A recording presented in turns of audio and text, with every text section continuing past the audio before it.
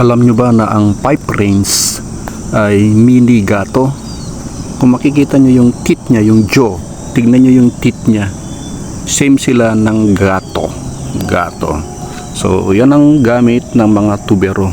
Kung wala ito, hindi nila kayang higpitan ang mga pipe. So pwede nilang gamitin ito as panghigpit. Ayan, tignan nyo itong sample ko. Ayan, yung hindi kaya ng kamay ko, siya ang maghihigpit. Hindi po pwede dito ang katara na siyang gamit naman natin sa refrigeration and air conditioning na pang tightening sa mga fittings niya.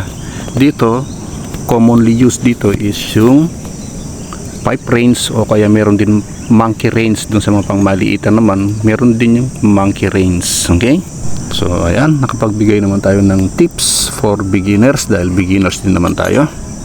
Maraming salamat sa panonood at pagtangkilik sa ating mga video.